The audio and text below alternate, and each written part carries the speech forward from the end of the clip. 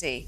And Tom, we'll start with you. Why are white rural voters a threat to democracy at this point? You would think, as we pointed out, looking at Joe Biden's background and Donald Trump's, that the opposite would be true. I mean, we lay out the fourfold interconnected threat that white rural voters pose to the country. First of all, and we show 30 polls and national studies to demonstrate this, so we provide the receipts in Chapter 6.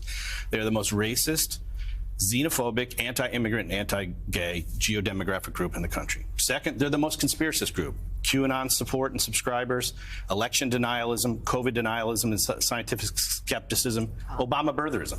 Third, anti-democratic sentiments. They don't believe in an independent press, free speech. They're most likely to say the president should be able to act unilaterally without any checks from Congress or the courts or the bureaucracy. They're also the most strongly white nationalist and white Christian nationalists. And fourth, they are most likely to excuse or justify violence as an acceptable alternative to peaceful public discourse. So you mentioned a lot of negative factors about this demographic. Tom, what else do they have in common? Well, you know, I think that what really matters at this point in time. What makes them vulnerable?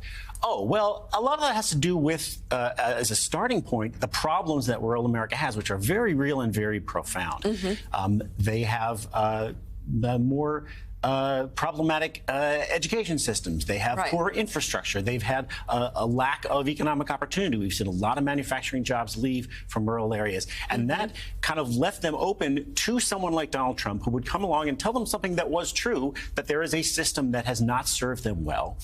And he said— They're pissed off. They are pissed off, and they have some reason to be with both parties. The trouble is that what Donald Trump gave them was not something that was actually going to fix those problems, but was just a kind of a way to channel their rage and anger. And, you know, we've been told for so long, especially Democrats have been told, that in order to get rural voters, to get them to listen to you, you have to go there, you have to really empathize with them, you have to show them that you understand their lives, you have to, you know, put on a Carhartt jacket and go down to somebody's farm. Have a beer. And maybe milk a cow. Yes. And it turned out that none of that was true. No. When Donald Trump came along, he didn't do any of that stuff. He was just a conduit for their rage, their anger, their resentment. And that turned out to be what they wanted. And it wasn't really about the material conditions of their lives, because he didn't improve their lives, but he got more support in rural areas in 2020 than he had in 2016, despite the fact that none of their problems had gotten any better under him. All that he gave them was a way to essentially give a big middle finger to Democrats, to people who live in cities, and to the rest of the country. Isn't he more than a conduit to their rage? Isn't he also a symbol of their aspirations to an extent? They are, but what are their aspirations? As we write in the rich. book, I guess, but they're not getting there, right? Poverty is soaring. We appreciate you tuning in to watch our latest MSNBC snippet. We'd love to hear your insights, so feel free to join the discussion in the comments section below. If you liked what you saw, don't forget to show your support by liking the video, following our page, and subscribing to the channel for more engaging content just like this.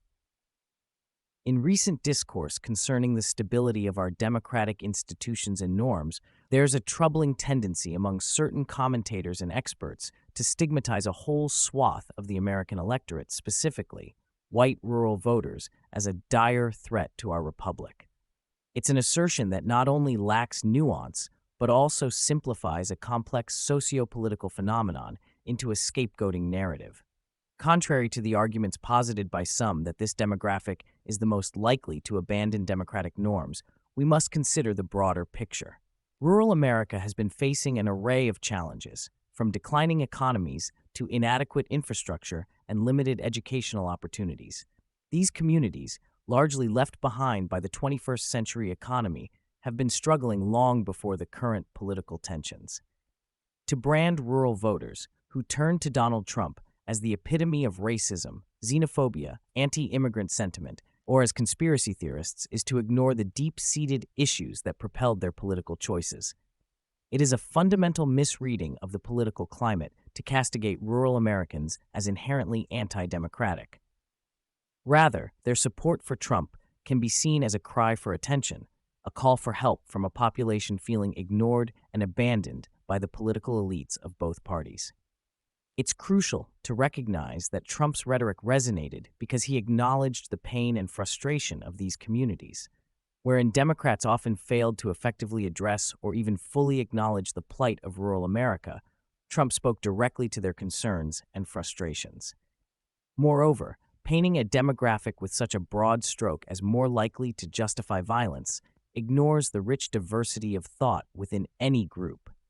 Yes, there may be elements within any population that hold extreme views, but it is dangerously misleading to project these traits onto entire communities. As a supporter of Trump, it is evident to me that many rural voters see him not as a harbinger of undemocratic values, but as a figure who genuinely recognizes their struggles.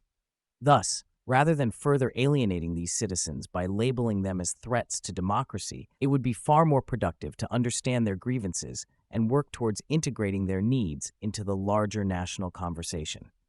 Democracy thrives on inclusion and understanding, not on division and disdain.